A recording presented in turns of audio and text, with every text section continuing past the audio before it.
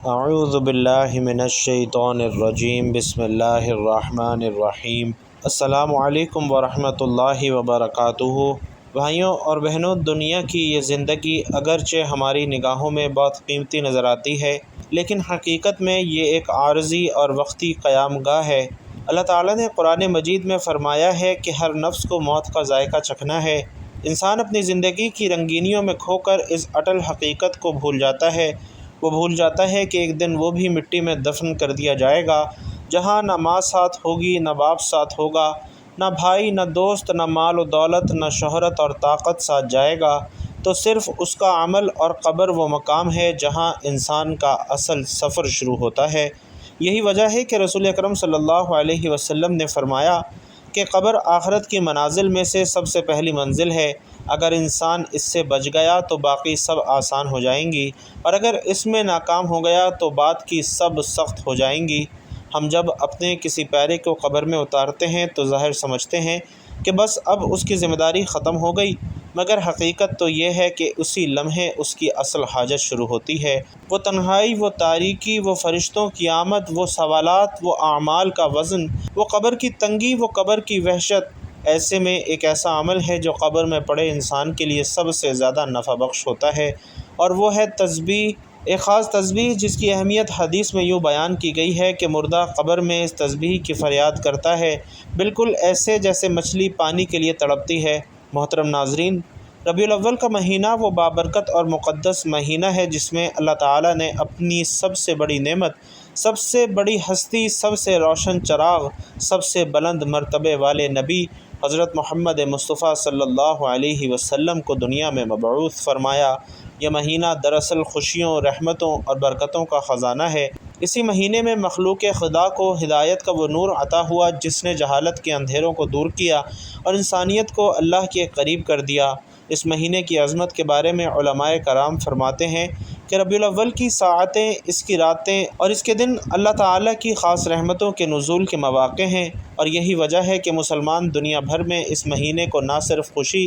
نعت خوانی اور ذکر و اذکار سے مناتے ہیں، بلکہ اپنے مرحومین کے لیے بھی دعائیں، صدقات اور تسبیحات پڑھتے ہیں تاکہ ان کی قبروں پر روشنی نازل ہو اور اللہ تعالیٰ ان کے درجات بلند فرمائے۔ ہمارے پیارے آقا صلی اللہ علیہ وسلم کا فرمان عالی شان ہے کہ میت قبر میں ایسے محتاج ہوتا ہے جیسے مچھلی پانی کی محتاج ہوتی ہے، اور یہ الفاظ ہمیں اس حقیقت کی یاد دلاتے ہیں کہ جب انسان اس دنیا سے رخصت ہو جاتا ہے تو وہ اپنے اعمال کے ساتھ قبر میں جاتا ہے، مگر اس کے اہل خانہ اور دوست احباب کی دعائیں، صدقات اور تسبیحات بھی اس کے لیے وہاں راحت اور سکون کا ذریعہ بنتی ہیں۔ خاص طور پر وہ اذکار اور دعائیں جو اللہ کے پیارے نبی صلی اللہ علیہ وسلم نے سکھائے ہیں، وہ قبر میں مردے کے لیے نور، فرحت اور زندگی کا سہارا بنتے ہیں۔ ربیع الاول کا مہینہ جہاں نبی کریم صلی اللہ علیہ وسلم کی ولادت کی وجہ سے خاص ہے، وہیں اس مہینے میں مرحومین کے لیے تسبیحات پڑھنا اور ایصال ثواب کرنا بھی ایک عظیم نیکی ہے۔ علماء کرام فرماتے ہیں کہ جب کوئی زندہ شخص اللہ کا ذکر کر کے اپنے مرحوم والدین یا رشتہ داروں کو ثواب پہنچاتا ہے تو اللہ تعالیٰ اپنی بے پایہ رحمت سے ان کو قبر میں نور عطا فرماتا ہے اور ان کی روحیں سکون پاتی ہیں۔ خاص طور پر کچھ تسبیحات ایسی ہیں جنہیں اللہ کی پیاری تسبیح کہا گیا ہے، جن کی برکت سے مرحومین کو بے پناہ فائدہ پہنچتا ہے۔ ان میں لا الہ الا اللہ الملک الحق المبین جیسے کلمات شامل ہیں جنہیں رسول اکرم صلی اللہ علیہ وسلم نے ایمان والوں کے لیے بہترین ذکر قرار دیا ہے۔ نبی کریم صلی اللہ علیہ وسلم نے اپنی امت کو کئی مواقع پر یہ تعلیم دی کہ اپنے مرحومین کو نہ بھولو، ان کے لیے دعا کرو، قرآن پڑھو اور ثواب پہنچاؤ، کیونکہ یہ سب کچھ ان کے لیے قبر کی تاریکی کو روشنی میں بدل دیتا ہے۔ قبر کی ضرورتیں ہم زندہ لوگوں کے لیے چھپی ہوئی ہیں، لیکن رسول اللہ صلی اللہ علیہ وسلم نے ہمیں یہ حقیقت سمجھا دی ہے کہ قبر میں مرحوم ایسے محتاج ہوتے ہیں جیسے مچھلی کو پانی کی ضرورت ہوتی ہے۔ وہ ہمارے ذکر و اذکار، تسبیحات اور تلاوت قرآن پاک کے محتاج ہوتے ہیں۔ ربیع الاول میں اللہ تعالیٰ کی یہ پیاری تسبیح لازمی پڑھنا نہ صرف اپنی زندگی کے لیے برکت کا ذریعہ ہے، بلکہ مرحومین کے لیے بھی صدقہ جاریہ ہے۔ یہ تسبیح جب قبر کے اندھیروں میں پہنچتی ہے تو قبر کے باسی کو سکون اور نور ملتا ہے، اور علماء کرام بیان کرتے ہیں کہ جیسے زندہ انسان دنیا میں کھانے پینے کے بغیر زندہ نہیں رہ سکتا، ویسے ہی قبر میں انسان اللہ کے ذکر اور ایصال ثواب کے بغیر سکون نہیں پا سکتا،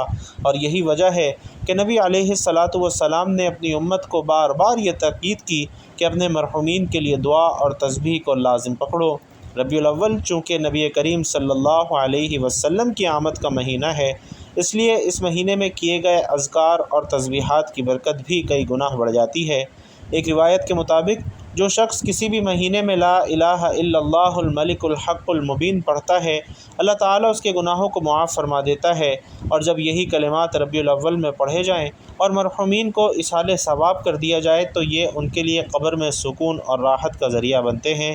محترم ناظرین، یاد رکھیے کہ قبر میں انسان کو سب سے زیادہ جو چیز سکون دیتی ہے وہ صدقہ جاریہ ہے، اور صدقہ جاریہ میں سب سے بڑی وہ دعائیں ہیں، وہ تسبیح ہے، وہ استغفار ہے جو زندہ لوگ اپنے مرحومین کے لیے کرتے ہیں۔ جب کوئی انسان دنیا سے رخصت ہو جاتا ہے تو اس کے اعمال ختم ہو جاتے ہیں سوائے 3 چیزوں کے: ایک نیک اولاد جو والدین کے لیے دعا کرے، ایک علم جو پھیلایا، ایک صدقہ جاریہ، اور دعا سب سے زیادہ طاقتور ذریعہ ہے جس سے مردے کو راحت ملتی ہے۔ اور آپ کو اندازہ بھی نہیں کہ جب آپ چند لمحے اپنے والدین یا کسی بھی فوت شدہ عزیز کے لیے تسبیح پڑھتے ہیں تو ان کی روح کتنی خوش ہوتی ہے، ان کی قبر روشن ہو جاتی ہے، ان کے عذاب میں نرمی کر لی جاتی ہے، ان پر اللہ کی رحمت نازل ہوتی ہے، اور جب آپ ایک تسبیح پڑھتے ہیں تو وہ جنت کے پھولوں جیسی خوشبو محسوس کرتے ہیں۔ جب آپ ان کے لیے استغفار کرتے ہیں تو فرشتے ان کے لیے مغفرت کی دعائیں کرتے ہیں،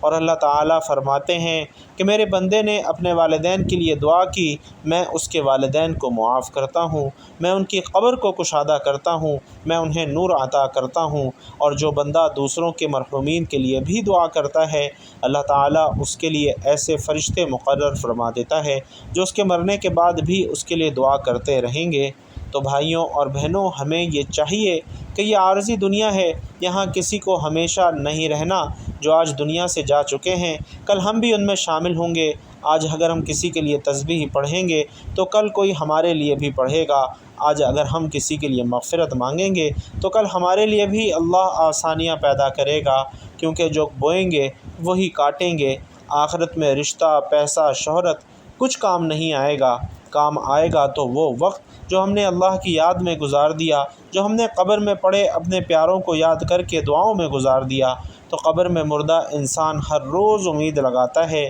کہ آج کوئی میرے لیے کچھ پڑھے گا، آج کوئی میری قبر پر آئے گا، آج کوئی میرے لیے قرآن کھولے گا، آج کوئی میرے لیے استغفار کرے گا۔ لیکن جب کوئی نہیں آتا، جب اس کی طرف سے کچھ نہیں آتا تو وہ اداس ہو جاتا ہے۔ لیکن جب کوئی صرف اتنا کہہ دے کہ اے اللہ میرے والدین کی مغفرت فرما، تو اس مردے کی روح خوشی سے جھوم اٹھتی ہے، اس پر اللہ کی رحمت نازل ہوتی ہے، اس کی قبر گلزار ہو جاتی ہے۔ تو ناظرین، دنیا کی زندگی اگرچہ وقتی ہے، مگر انسان کا اصل اور ابدی مقام اس دنیا سے پردہ کرنے کے بعد شروع ہوتا ہے، اور قبر ہی وہ مقام ہے جسے نبی کریم صلی اللہ علیہ وسلم نے فرمایا کہ قبر آخرت کے مراحل میں سے سب سے پہلا مرحلہ ہے۔ اگر انسان اس میں کامیاب ہو گیا تو بعد کے مراحل آسان ہو جائیں گے، اور اگر خدا نخواستہ اس میں ناکام ہو گیا تو بعد کے سب مراحل مزید سخت ہو جائیں گے۔ بھائیوں اور بہنوں، قبر جہاں انسان مکمل تنہائی میں داخل ہوتا ہے، نہ کوئی رشتہ دار ساتھ ہوتا ہے، نہ کوئی دوست، نہ دولت، نہ مقام، نہ اقتدار، صرف اور صرف اس کے اعمال ساتھ جاتے ہیں۔ اور یہ ایک ایسی حقیقت ہے جسے ہر انسان مانتا تو ہے مگر بھول کر جیتا ہے۔ آج ہم دنیا کے دل فریب جھمیلوں میں اس قدر مشغول ہو گئے ہیں کہ ہمیں اپنے والدین، اپنے بزرگوں، یہاں تک کہ خود اپنی موت اور قبر کی تیاری کا بھی ہوش نہیں ہے۔ والدین جنہوں نے ہمیں اپنے ہاتھوں سے پالا، راتوں کو جاگ جاگ کر دعائیں کی، زندگی بھر ہمارے لیے قربانیاں دیں، مگر جب وہ دنیا سے رخصت ہوتے ہیں ہم انہیں صرف قبر کی مٹی میں دفن کر کے سمجھتے ہیں کہ ہمارا فرض مکمل ہو گیا ہے۔ مگر بھائیوں اور بہنوں، یہ حقیقت ہے کہ ان کا اصل محتاج ہونا تب شروع ہوتا ہے۔ قبر کی اندھیری رات جہاں ایک ماں یا باپ اولاد کی طرف دیکھتے ہوئے فریاد کرتے ہیں کہ اے میرے بیٹے، اے میری بیٹی، میں نے دنیا میں تمہارے لیے سب کچھ کیا، آج تو مجھے کچھ نہ دے سکا، مجھے کچھ نفع کیوں نہ پہنچایا۔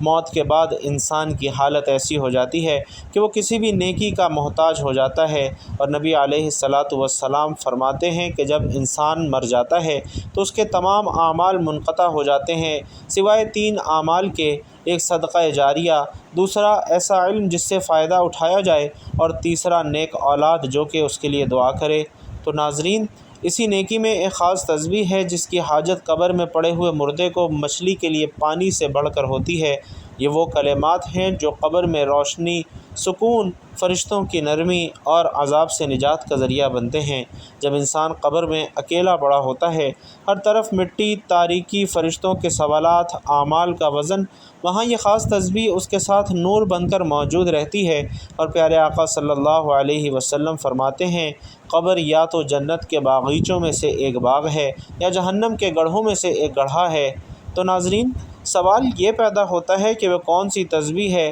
کیا وہ واقعی قبر میں عذاب سے نجات دلا سکتی ہے؟ کیا وہ تسبیح مرنے والوں کو تحفے میں دی جا سکتی ہے؟ اور کیا وہ تسبیح ہمیں بھی زندگی میں فائدہ دے سکتی ہے؟ کیا قرآن و حدیث میں اس کا ذکر موجود ہے؟ یہ تمام سوالات اور ان کے دلائل قرآن اور سنت، احادیث اور اولیاء کرام کے تجربات کی روشنی میں اس تفصیلی مضمون میں پیش کیے جا رہے ہیں تاکہ ہمیں نہ صرف علم حاصل ہو بلکہ عمل کی رغبت بھی پیدا ہو جائے۔ تو بھائیوں اور بہنوں، یہ تسبیح نہ صرف قبر کی تنہائی میں روشنی بنتی ہے بلکہ عذاب سے بچاؤ، فرشتوں کی نرمی اور سکون قلب کا سبب بھی بنتی ہے۔ ہمیں یہ سوچنا چاہیے کہ آج اگر ہمارے والدین یا کوئی عزیز دنیا سے رخصت ہو چکے ہیں تو کیا ہم نے ان کے لیے کچھ کیا ہے؟ کیا ہم روزانہ ان کے لیے تھوڑا سا وقت نکالتے ہیں؟ کیا ہم نے ان کی قبر میں تنہائی کے لیے انہیں کوئی سہارا بھیجا ہے؟ کیا ہم نے ان کے لیے قرآن کی کوئی آیت، کوئی دعا، کوئی تسبیح پڑھی ہے جس کی وہ فریاد کرتے ہیں؟ بھائیوں اور بہنوں، یاد رکھیے کہ آپ کو زیادہ کچھ نہیں کرنا، صرف تھوڑا سا وقت نکال کر ایک تسبیح پڑھنی ہے، خلوص دل سے، نیت کے ساتھ کہ اے اللہ، میرے والد، میری والدہ، میرا فلاں عزیز، اس کے لیے یہ تسبیح ہے۔ اور دیکھیے کہ اللہ کی رحمت کیسے برستی ہے، فرشتے گواہی دیتے ہیں، قبر میں کیسے آتے ہیں، عذاب کیسے دور ہوتے ہیں۔ وہ مردہ جو چیخ رہا تھا اب سکون سے مسکرا رہا ہوتا ہے، اس کی روح خوش ہو جاتی ہے کہ میرے پیاروں نے مجھے یاد رکھا ہے۔ جب آپ اپنی تسبیحات میں انہیں یاد رکھتے ہیں تو اللہ ان کو دنیا اور آخرت میں یاد رکھتے ہیں۔ آپ کی نسلیں بھی آپ کو یاد رکھتی ہیں، آپ کے جانے کے بعد بھی آپ کو دعا دینے والے موجود ہوتے ہیں، آپ کے لیے ہاتھ اٹھانے والے موجود ہوتے ہیں، اور آپ کی قبر بھی انشاءاللہ روشن ہوگی کیونکہ آپ نے دوسروں کے لیے دعا کی، آپ نے اللہ کو یاد رکھا، اللہ نے آپ کے والدین کو یاد رکھا، آپ نے اپنی ذمہ داری نبھائی۔ تو یہ تسبیح قبر میں پڑے ہوئے مردے کے لیے ایک بہت بڑا تحفہ ہے۔ یہ تسبیح نور ہے، یہ تسبیح سکون ہے، یہ تسبیح مغفرت ہے، یہ تسبیح اللہ کے عرش کو ہلانے والی تسبیح ہے۔ روز صرف 5 منٹ نکال کر آپ نے یہ تسبیح پڑھنی ہے، اور اس کے علاوہ بھی آپ اس تسبیح کو کسی بھی وقت پڑھ سکتے ہیں، اپنے مرحومین کے لیے تحفتاً پڑھ سکتے ہیں جس کے وہ سب سے زیادہ محتاج ہیں۔ پیارے آقا صلی اللہ علیہ وسلم فرماتے ہیں کہ میں ایسے کلمات جانتا ہوں کہ جو یہ کلمات پڑھ لے تو اس پر قبر اور جہنم کا عذاب اٹھا لیا جائے گا، قبر اس کے لیے راہ بن جائے گی اور جہنم کے دروازوں پر اس کے لیے قفل لگا دیا جائے گا۔ جنت کے 8 دروازے اس بندے کے لیے کھول دیے جائیں گے جو مرد یا عورت اس اسم اعظم کے ذریعے، ان کلمات کے ذریعے اللہ سے دعا مانگتا ہے تو اللہ اس کی دعا کو ضرور قبول فرماتا ہے، اسے وہ چیز عطا کر دی جاتی ہے جس کا وہ اللہ سے سوال کرتا ہے۔ تو دنیا اور آخرت دونوں میں یہ کلمات آپ کے لیے بے حد ضروری ہیں، اور قبر کی حقیقت کو سمجھنا مومن کے لیے ضروری ہے۔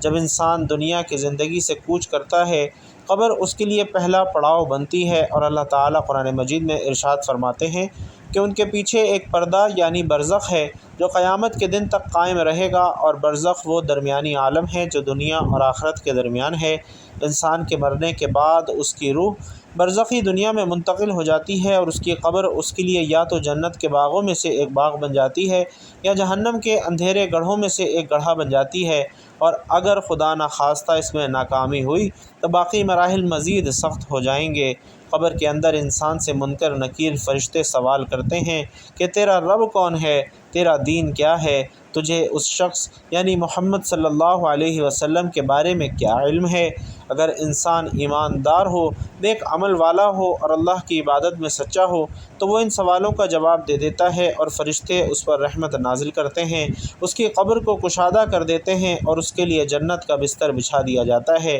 جنت کی ہوا اس تک پہنچتی ہے۔ لیکن اگر وہ کافر یا منافق ہو یا گناہوں میں ڈوبا ہوا شخص ہو تو وہ جوابات نہ دے پائے گا، اس پر قبر تنگ کر دی جائے گی، سانپ اور بچھو اس کو ڈستے رہیں گے اور قبر اس پر آگ کی مانند بند ہو جائے گی۔ تو ناظرین، یہی وجہ ہے کہ ہر مسلمان کو چاہیے کہ وہ اپنی قبر کی تیاری کرے اور اپنے مرحومین کی قبروں کی نرمی اور سکون کے لیے دعائیں، صدقات اور خصوصاً تسبیحات کو اپنا معمول بنائے۔ کیا ہم نے کبھی سوچا ہے کہ ہمارے ماں باپ جو اس دنیا میں نہیں رہے، ان کی قبر کی تاریکی میں وہ کس شدت سے ہماری دعاؤں، ہماری تسبیحات اور قرآن خوانی کے منتظر ہوں گے؟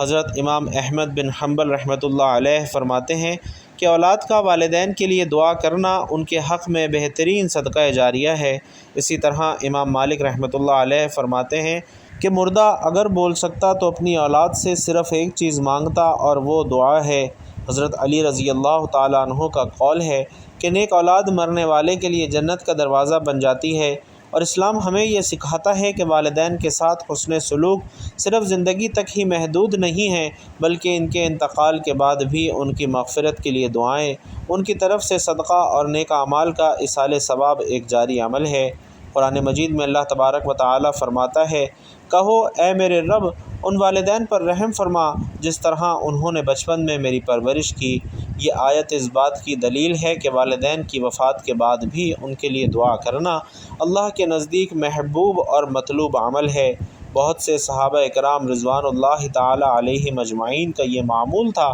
کہ اپنے فوت شدہ والدین کے لیے باقاعدگی سے قرآن مجید کی تلاوت کرتے، صدقہ و خیرات کرتے اور ان کے نام سے غلام آزاد کرتے تھے۔ بس اگر ہم چاہتے ہیں کہ ہمارے والدین کی قبر نور سے بھر جائے، ان پر عذاب قبر کا سایہ بھی نہ آئے اور انہیں سکون اور راحت حاصل ہو، تو ہمیں ان کے لیے ربیع الاول میں ایسی تسبیح پڑھنی چاہیے جو نبی کریم صلی اللہ علیہ وسلم نے محبوب قرار دی ہو، ایسی تسبیح جو قبر میں مردے کے لیے نجات کا ذریعہ بنے۔ تو ناظرین، آپ نے عمل کچھ اس طرح کرنا ہے کہ سب سے پہلے آپ نے درود پاک پڑھنا ہے۔ آپ چاہیں تو آسان اور مختصر سا درود صلی اللہ علیہ وآلہ وسلم بھی پڑھ سکتے ہیں یا صلی اللہ علی محمد بھی پڑھ سکتے ہیں، وگرنہ درود ابراہیمی پڑھنا سب سے زیادہ فضیلت اور سب سے بہترین ہے۔ تو آپ لوگوں نے کوشش کرنی ہے کہ درود ابراہیمی ہی پڑھیں۔ ایک مرتبہ خیر و برکت اور ثواب کی نیت سے میرے ساتھ بھی پڑھ لیجئے،